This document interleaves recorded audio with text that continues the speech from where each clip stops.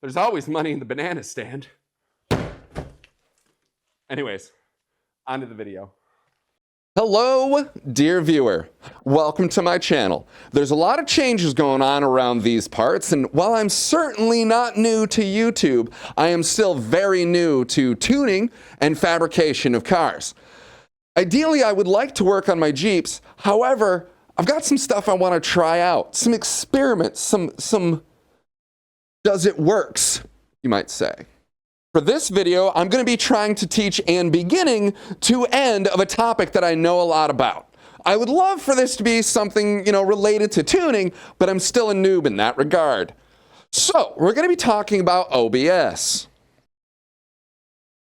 OBS is what I'm using to record everything you're seeing right now and everything that goes on this channel, as well as the live streams.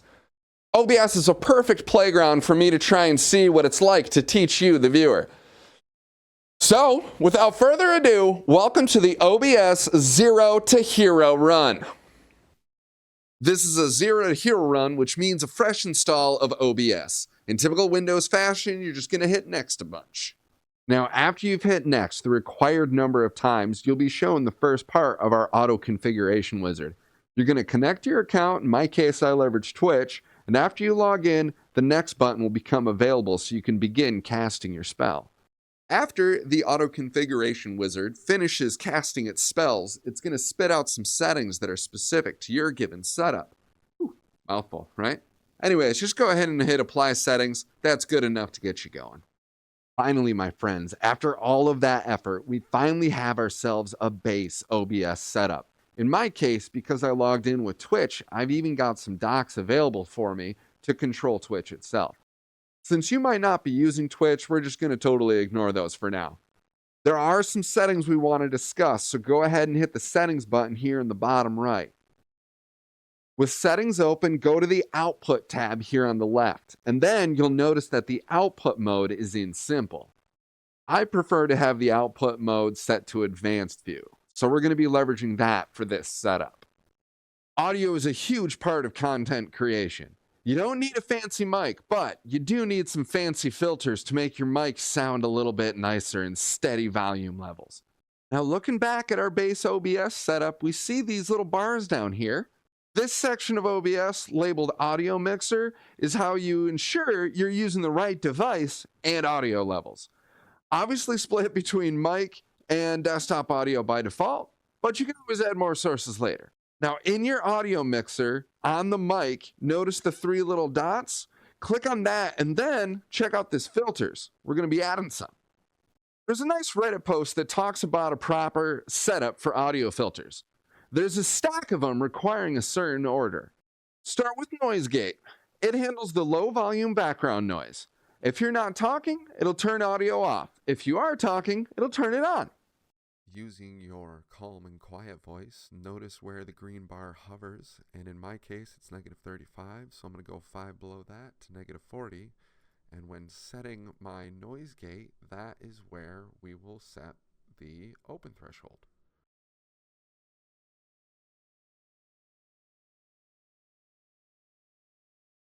And after setting the open threshold to below where your bar hovers with your calm and quiet, set the close threshold to a couple more decibels below that. Done, and on to the next filter. Next up is gain. This will give things down low a boost. For you quiet talkers, this is a must. All right, we're going to continue to use our calm and quiet voice as we add the gain filter.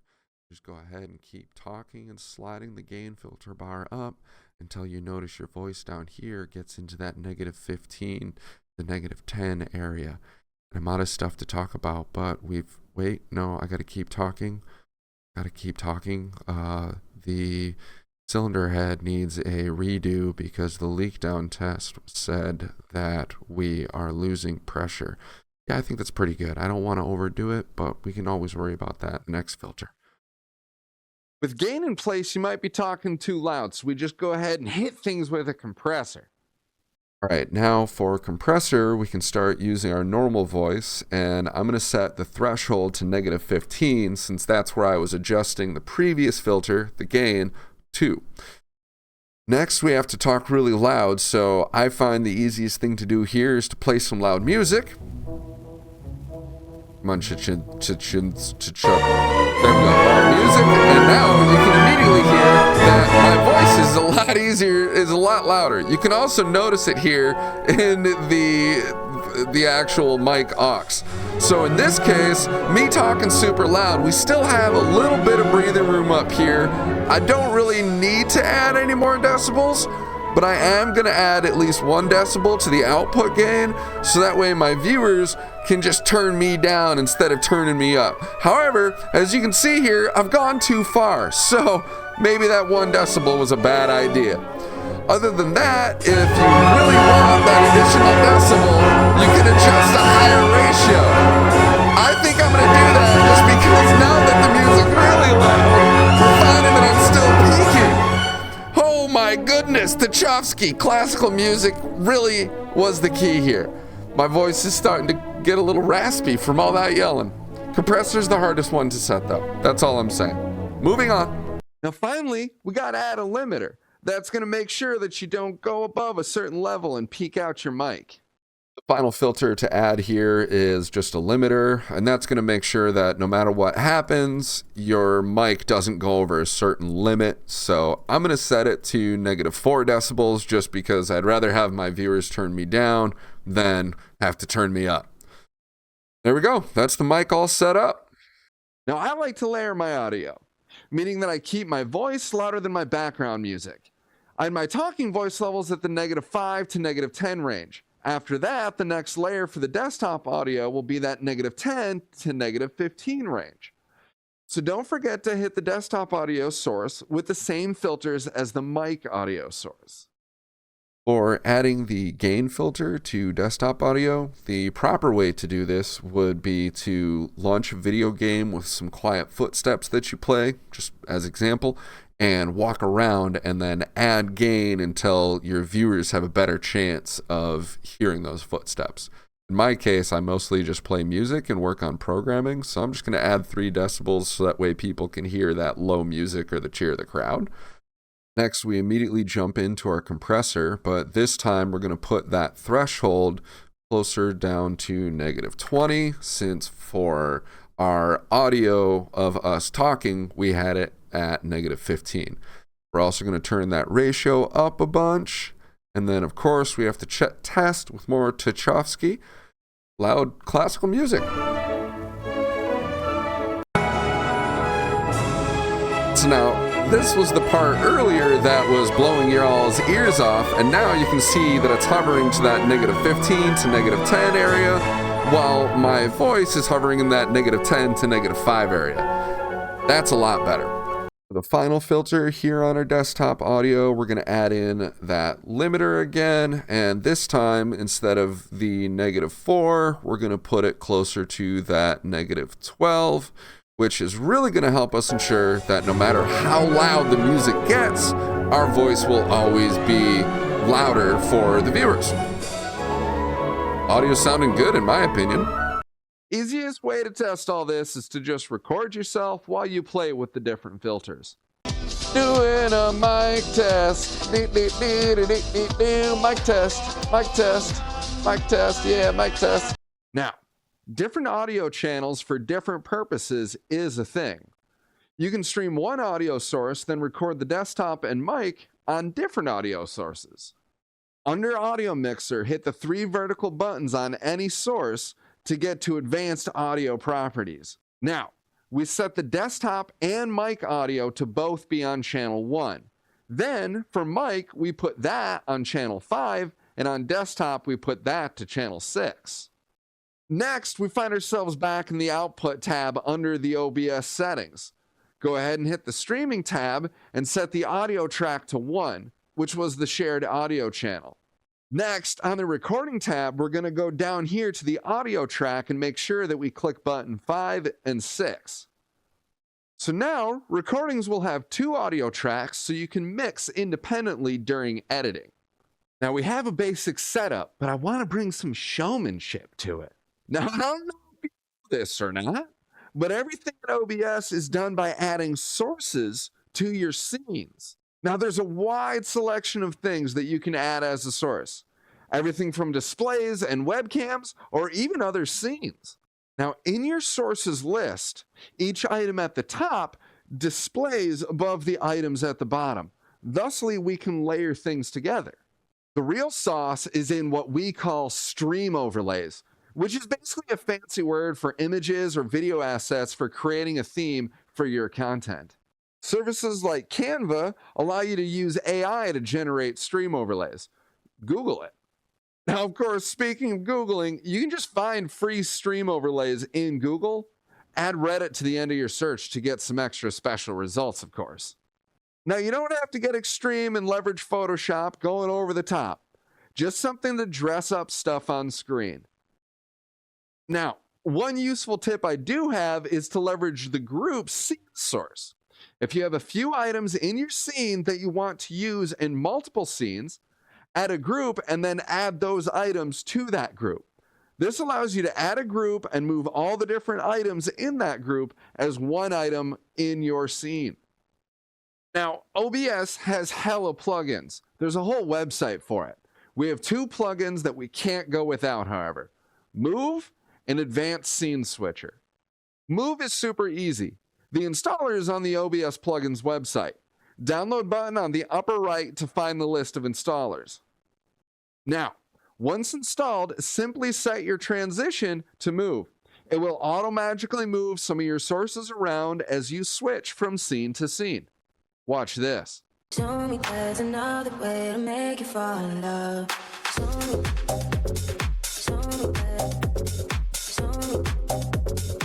Now, Move makes your scenes feel alive, and Advanced Scene Switcher will allow you to automatically move between those scenes.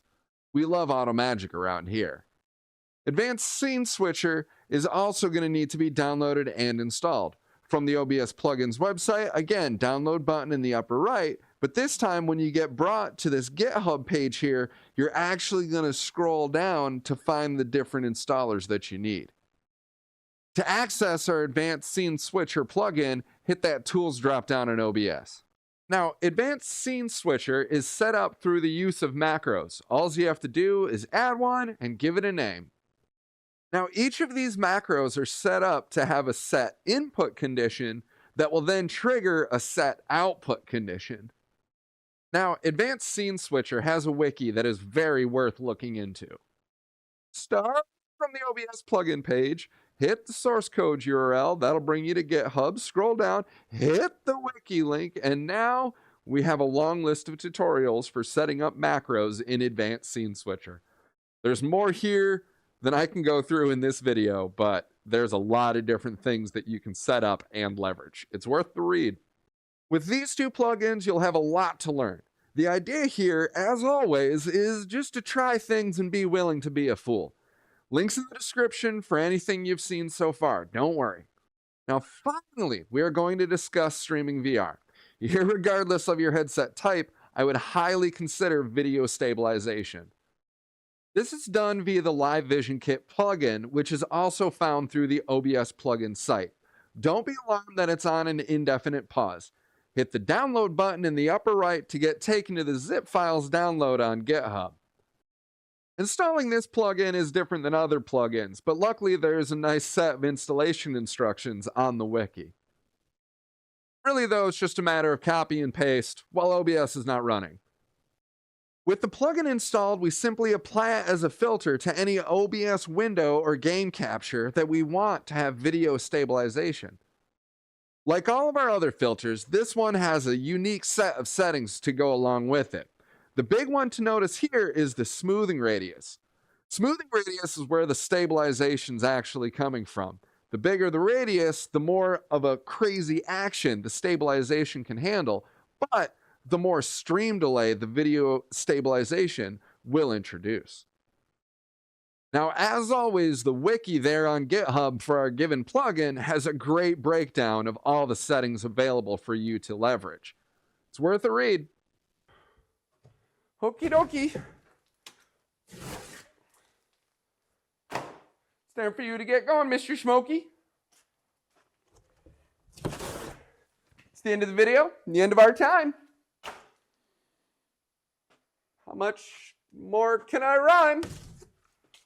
Yeah, hey, I'm no Eminem, so. But yeah, appreciate you making it the whole way here. You know, the ending. Appreciate you watching. Hope you found some enjoyment. And friggin' hope to see you on the next video. Enjoy. Bye.